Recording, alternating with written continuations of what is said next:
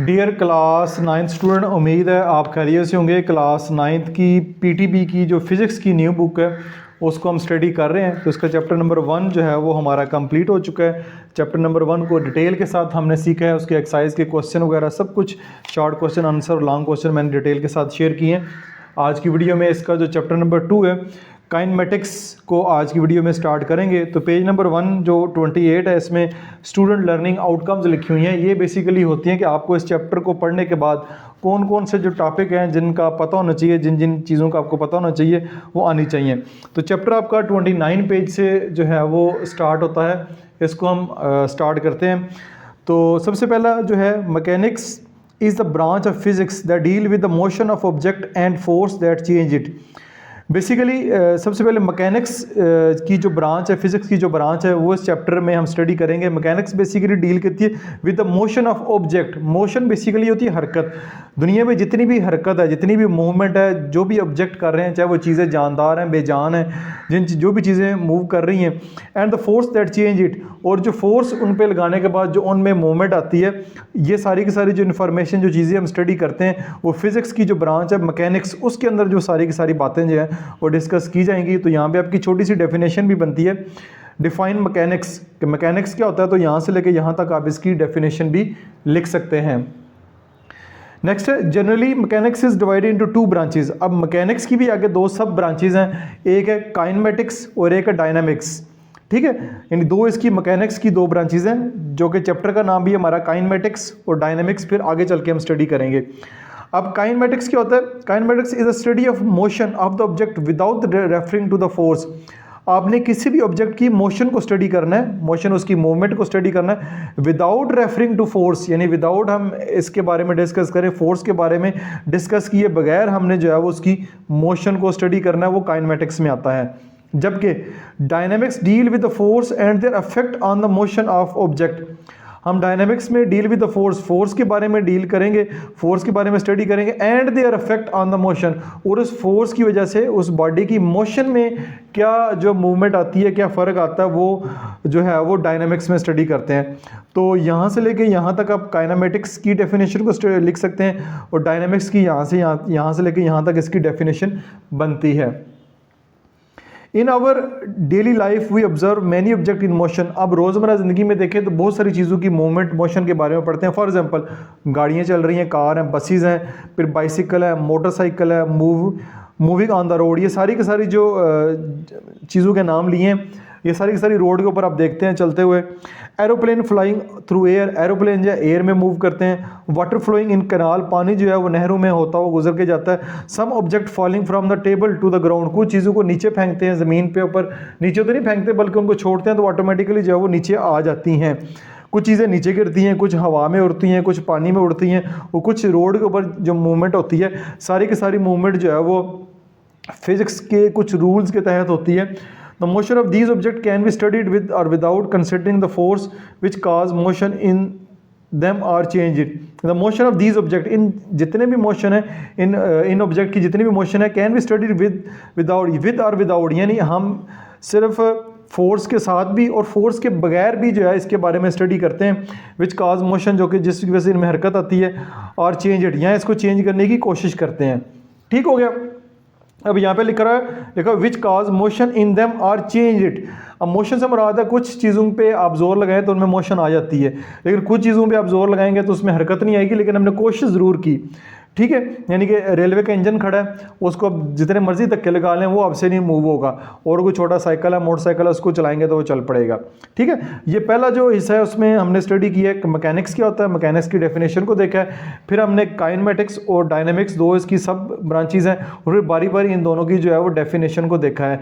अब आपको थोड़ा सा आइडिया हो गया होगा कि इस चैप्टर में हमने बेसिकली मोशन जितनी भी दुनिया में हो रही है, जितनी भी चीज़ों की मोशन हो रही है, वो सारी फिज़िक्स के रूल के तहत होती है। अब बच्चे तो कहते हैं कि सर ये फिज़िक्स ख़त्म हो जाए, मैथ ख़त्म हो जाए, लेकिन अगर आपकी ये फिज़िक्स ख़त्म हो जाए तो जितनी भी चीज़ें दुनिया में मूव कर रही हैं या हो रही हैं तो वो सारी की सारी जो है वो रुक जाएंगी। फिर नेक्स्ट जो अगला टॉपिक है वो है हमारे पास scalar and vector.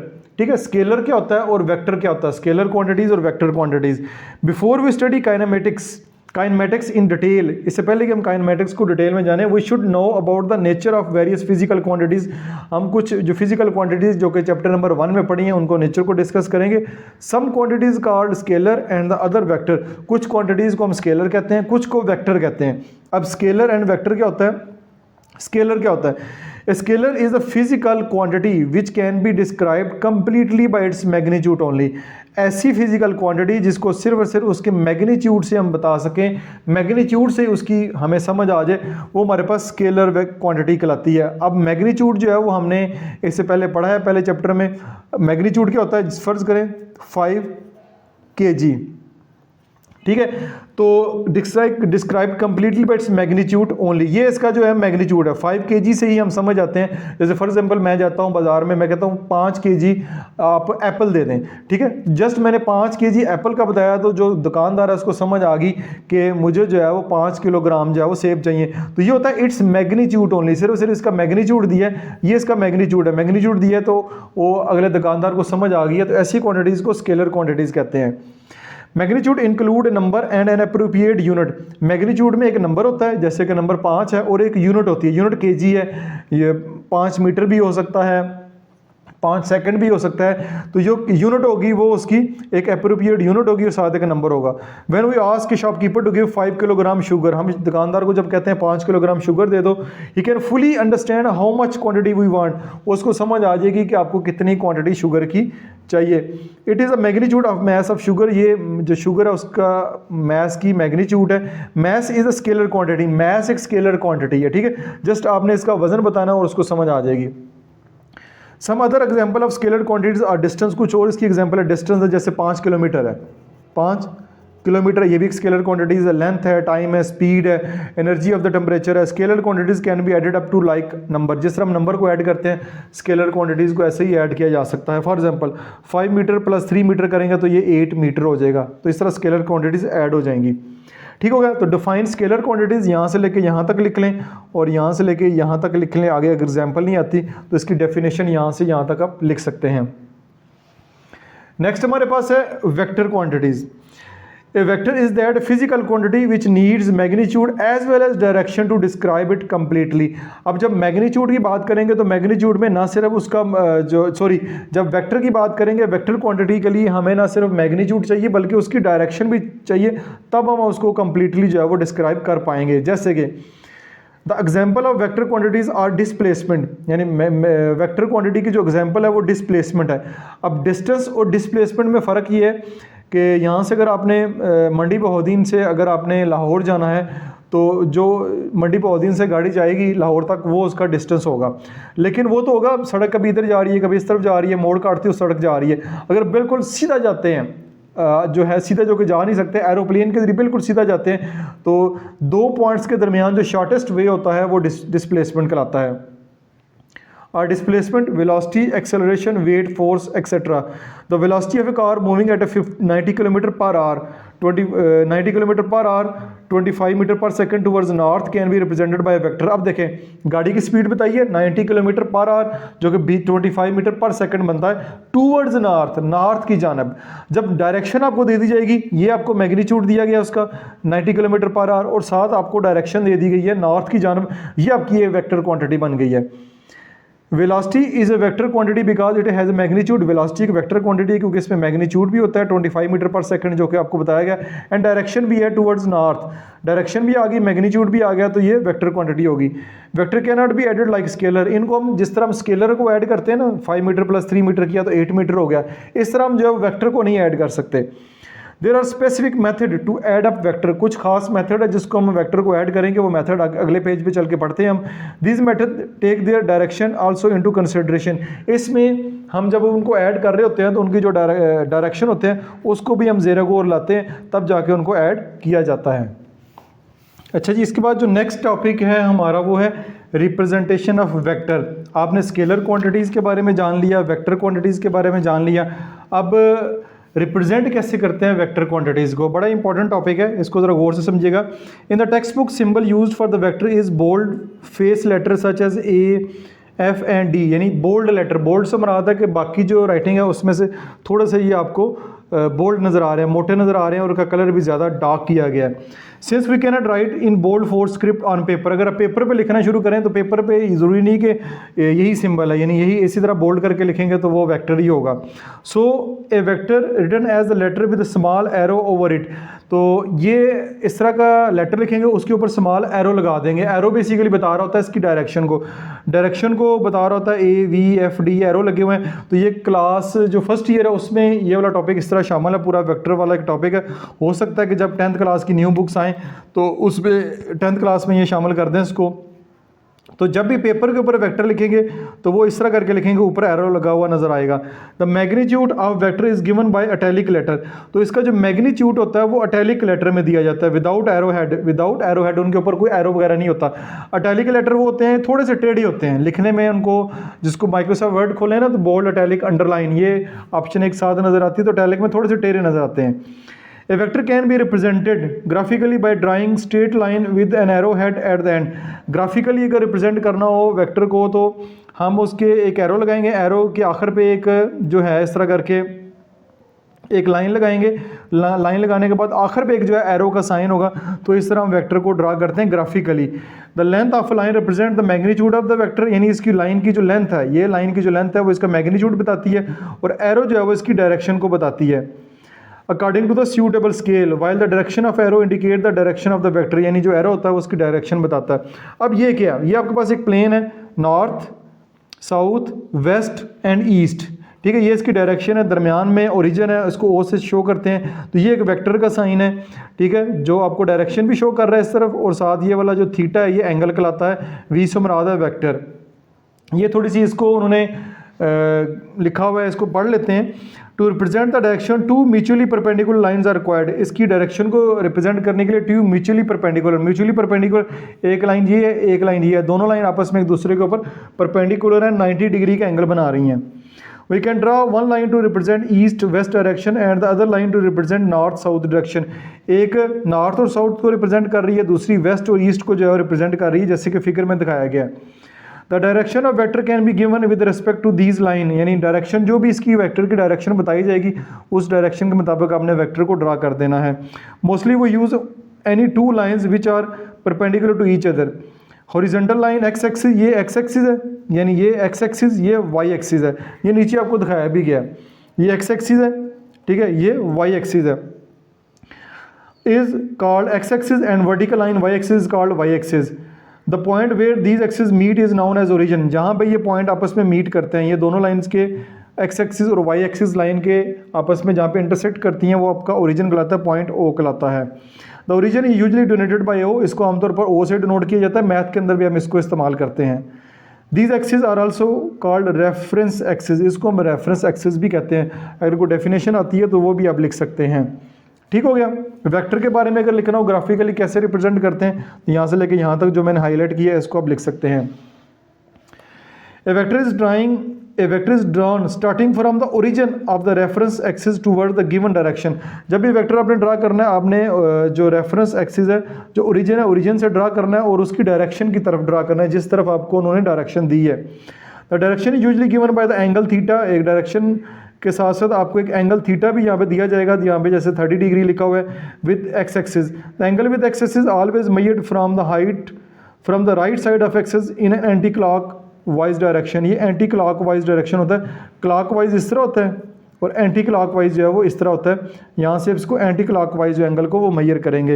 A vector F making angle of 30, एक वेक्टर एफ है, ये वेक्टर एफ है, एंगल बना रहा है 30 डिग्री का विद एक्स एक्सिस के साथ एंगल बन रहा है। तो ये वाला जो आपका टॉपिक था ये था रिप्रेजेंटेशन ऑफ वेक्टर क्वांटिटीज़ को रिप्रेजेंट कैसे किया जाता है, वो मैंने सारे के सारे आपको रिप्रेजेंट करके दिखा भी दिया है।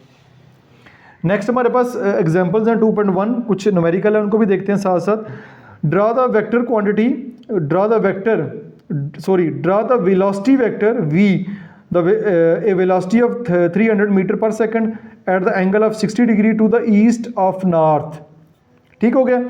अब देखें इसको ड्रा कैसे करना है, उन्होंने ड्रा करके दिया हुआ है, 7 पॉइंट्स भी लिखे हुए हैं। सबसे पहला solution, draw 2 mutually perpendicular lines indicating north south east west. 2 mutually perpendicular line draw की है, north south west and east. ठीक है, जैसे हमने शुरू में बताया आपको, ये आपका ओरिजिन होगा, सिलेक्ट ए सूटेबल स्केल, आपने एक सूटेबल स्केल सेलेक्ट करना है। जैसे if 100 metre per second is 1 centimetre, क्योंकि ये 300 मीटर पर सेकंड है, तो ये वो काफ़ी लंबी लंबाई हो जाती है, पेपर के ऊपर इतनी बड़ी जो लेंथ है वो ड्रा नहीं की जा सकती, तो उसको स्केल कर देते हैं। 100 मीटर पर सेकंड हो तो 1 सेंटीमीटर के बराबर है, तो ये 300 है, तो आपके पास then 300 metre per second are represented by 3 centimetre line, तो 3 सेंटीमीटर की एक लाइन जो है वो हम लगा लेंगे। ये 3 सेंटीमीटर की लाइन लग गई, ठीक है। Draw 3 centimetre line O P at an angle of 60 starting from north toward east. एक आपने लाइन ड्रा करनी है, लाइन ड्रा की O P starting from north to east. ये देखें ये कहा गया एंगल ऑफ 60, ये 60 डिग्री एंगल है टू द ईस्ट, ईस्ट की जानब हो, ये आपका ईस्ट की जानब है, ऑफ नॉर्थ, लेकिन नॉर्थ की जानब से, ये नॉर्थ की जानब से है, ये ईस्ट की तरफ ही है, ये ईस्ट इस तरफ है ना, ईस्ट की जानब है लेकिन नॉर्थ की जानब से। At angle of 60 degree starting from north, N से बना north toward east, make an arrow head at the end of line O P, एक एरो हेड बना दें at the end of line O P. The O P is the vector V, the O P जो है ये आपका vector V जो है वो बन जाएगा, ये आपको दिखा भी दी है। नेक्स्ट अगर चलते हैं, एक और एग्जाम्पल दी गई है आपको, एग्जाम्पल 2.2 है, उसमें वो कह रहा है draw a force vector F having magnitude of 350 Newton, and force की जो यूनिट है वो न्यूटन है, वो भी आगे चल के पढ़ेंगे, यहाँ पे मैं थोड़ा सा बता देता हूँ आपको। And acting at an angle of 60 degree with X axis, ठीक हो गया। इसका सोल्यूशन होगा draw horizontal and vertical line to represent X axis and Y axis as shown in figure 2.3। ये आपने लाइन ड्रा करनी है इस तरह, ठीक है, एक्स एक्सिस और वाई एक्सिस। स्केल 100 न्यूटन को 1 सेंटीमीटर के बराबर किया है, तो ये 350 न्यूटन है, तो ये 3.5 सेंटीमीटर बन जाएगा। आप अपनी मर्जी की यूनिट ले सकते हैं, लेकिन नॉर्मली यही यूनिट स्टैंडर्ड जो है वो चलती है। अब 3.5 सेंटीमीटर की ये लाइन लगाएंगे स्केल के साथ, लाइन लगी, draw 3.5 centimetre line O Q, ये लाइन लगी है at an angle of 60 degree with X axis के ऊपर आपने लाइन लगा दी ये वाला। और इधर देखें तो आपको डायरेक्शन दी गई थी द ईस्ट ऑफ नॉर्थ, ये डायरेक्शन दी गई थी, लेकिन यहाँ पे इस क्वेश्चन में आपको किसी किस्म की कोई डायरेक्शन जो है वो नहीं दी गई, तो आपने एक्स एक्सिस से इस साइड पे एंटी क्लॉकवाइज जो है वो 60 डिग्री का एंगल ड्रा कर देना है। Make an arrow head at the end of the line O Q line के ऊपर एक आपने एरो लगा दिया। The O Q is the force, the O Q is the vector F, ये एक वेक्टर एफ जो है वो आपके सामने बन गया। तो ये ग्राफिकली रिप्रेजेंट करना वेक्टर को वो कैसे करते हैं वो हमने अभी तक सीख लिया। अब आपको उम्मीद है कि इस टॉपिक की समझ आ गई होगी। नेक्स्ट टॉपिक है रिजल्टेंट वेक्टर। अब रिजल्टेंट वेक्टर क्या होता है, वी कैन ऐड 2 और more vector to get a single vector. आपको 2 या 2 से ज़्यादा वेक्टर दिए जाएं तो उनको हम कैसे जो है वो ऐड करेंगे। जैसे हमने स्केलर क्वांटिटीज़ को देखा इससे पीछे, स्केलर क्वांटिटीज़ को हमने ऐड करना सीखा, 5 मीटर प्लस 3 मीटर तो 8 मीटर बन गया।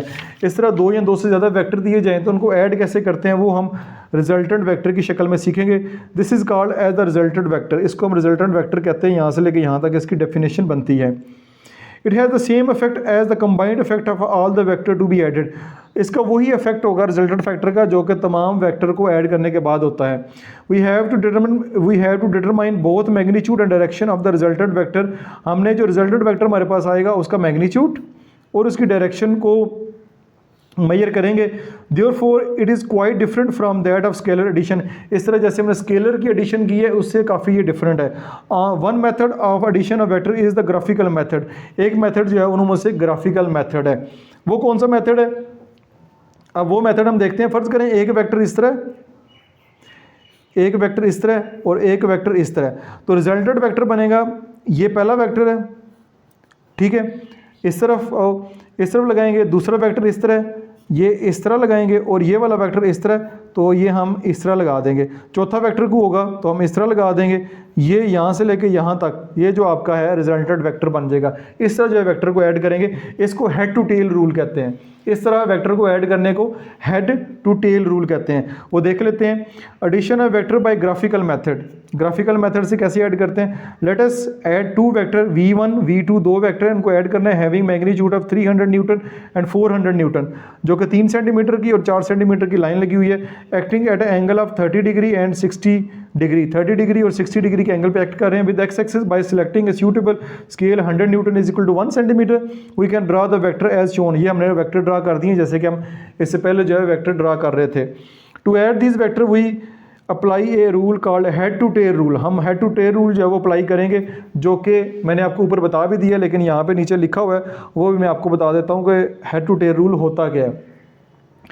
To add a number of vector, redraw their representative line such that head of one line coincide with the tail of the other। जैसे ये पहले का हेड, ये इसका हेड है, वो कंसाइड करेगा दूसरे की टेल के साथ, ये दूसरे की टेल है, फिर इसका हेड होगा, अगले की टेल होगी, इस तरह चलाते जाएंगे। The resulted vector is given by single vector which is directed from the tail of the first vector to the head of the last vector. Resulted vector क्या होगा? पहले वेक्टर की टेल, ये पहला वेक्टर था उसकी टेल, और जो आखिरी वेक्टर होता है उसके हेड से जो है जो लाइन मिलेगी, ये आपका रिजल्टेड वेक्टर कहलाएगा। ये जो लाइन है ये हम रिजल्टेड वेक्टर जो है इसको कहेंगे, ठीक है। ये हेड टू टेल रूल जो मेथड है वो कहलाता है। ये आपका head to tail rule method हो गया, और अगले पेज पे उन्होंने इसको प्रॉपरली करके दिखाया भी है। ये पहला वेक्टर है v1, ये उसकी टेल, ये उसका हेड, फिर दूसरा वेक्टर है उसी डायरेक्शन में, जो डायरेक्शन दी गई उसी डायरेक्शन में आपने लगाया, ये दूसरा वेक्टर v2, और ये उसका एरो है यानी, और जो रिजल्टेड वेक्टर होगा ये इसके टेल से उसके हेड से आपने ज्वाइन कर देना, ये रिजल्टेड वेक्टर हो जाएगा। इस तरह ग्राफिकली वेक्टर को ऐड करते हैं। Measured length of resulted vector is 6.8 centimetre, जो कि 6.8 सेंटीमीटर बन रही है। According to the selected scale, magnitude of the resulted vector v is 680 newton and direction is angle 49 with X axis. ये पे एंगल भी मेजर करेंगे तो ये आपके पास 49 आ रहा है, ठीक है। ये डी के साथ आपने मेजर करना है, एंगल आपके पास 49 आ रहा है। ये एंगल आपने 30 डिग्री का लगाना है, ये एंगल आपने 60 डिग्री का लगाना है। ये एंगल आपके ठीक होंगे, डायरेक्शन ठीक होगी। जब आप एंगल लगाएंगे तो डायरेक्शन ऑटोमेटिकली ठीक हो जाएगी। तो जब ये मिलाएंगे तो आपका भी 6.8 सेंटीमीटर ही बनेगा, और उसके ऊपर जो एंगल है 49 डिग्री का बनेगा। We can find the resulted vector of more than 2 vector by adding them with the same way applied head to tail rule. 2 से ज़्यादा जितने भी 5-10 वेक्टर हों उनको ऐड करने का तरीका कार यही है, हेड टू टेल रूल से ऐड करेंगे तो आपका जो आंसर है वो आ जाएगा। तो ये था ये आपका टॉपिक, जो पहला टॉपिक है वेक्टर से रिलेटेड, स्केलर से मतलब वेक्टर को कैसे ऐड करते हैं, कैसे रिप्रेजेंट करते हैं। उम्मीद है ये वाला टॉपिक आपको अच्छे तरीके से समझ आया होगा। किसी किस्म का क्वेश्चन हो कमेंट सेक्शन में ज़रूर पोस्ट कीजिएगा। डियर क्लास 9 स्टूडेंट, जैसा कि आप जानते हैं कि आपकी तमाम बुक्स जो हैं इस साल 2025 से ऑनवर्ड चेंज कर दी गई हैं। तो जितनी भी न्यू बुक्स हैं उनकी वीडियोज़ का सिलसिला मैंने अपने चैनल लर्निंग जोन के ऊपर शुरू कर दिया हुआ है। Class 9 math, chemistry, physics, computer science, उसके साथ साथ इंग्लिश और उर्दू के लेक्चर भी मैं कोशिश कर रहा हूँ कि आपके लिए अपलोड करता रहूँ। एक तो तरीकाकार ये है कि जस्ट आपने मेरे चैनल के ऊपर जाना है। चैनल के ऊपर जाने के बाद चैनल की जो प्लेलिस्ट है, प्लेलिस्ट में आपको तरतीब के साथ इन तमाम सब्जेक्ट की वीडियोस मिल जाएंगी। इसके अलावा यूट्यूब के सर्च बार में जस्ट आपने अपनी रिक्वायर्ड टॉपिक या एक्सरसाइज, फ़र्ज़ करें क्लास 9 की exercise 2.1 class 9 PTB new book by learning zone type करेंगे, तब भी आपके सामने जो है मेरे तमाम लेक्चर उस एक्सरसाइज के आपके सामने आ जाएंगे। इसके अलावा फिजिक्स, केमिस्ट्री, बायो, उनके लेक्चर अगर देखना चाह रहे हैं जस्ट आपने टॉपिक मेंशन करना है, चैप्टर नंबर 2 है, चैप्टर नंबर 3 है, आगे सब्जेक्ट टाइप करना है, PTB new book by learning zone type करेंगे, तब भी वो तमाम लेक्चर जो है वो आपके सामने आ जाएंगे। इसके साथ साथ जैसे आपका सेशन स्टार्ट हो जाएगा, आपके एग्जाम स्टार्ट होंगे, तो हम कोशिश करेंगे कि लाइव क्लासेस जो है वो चैनल के ऊपर शुरू की जाएं, जिसमें आपके पेपर्स की तैयारी और लाइव क्लासेस भी जो है वो आपकी कंडक्ट की जाएं। तो जस्ट आपका सिर्फ इतना ही काम है, अपने चैनल को सब्सक्राइब करना है, अपने दोस्तों के साथ शेयर करना है, और ज़्यादा से ज़्यादा लोगों के साथ शेयर करें, अच्छा सा कमेंट भी करें, अपना फीडबैक भी दें।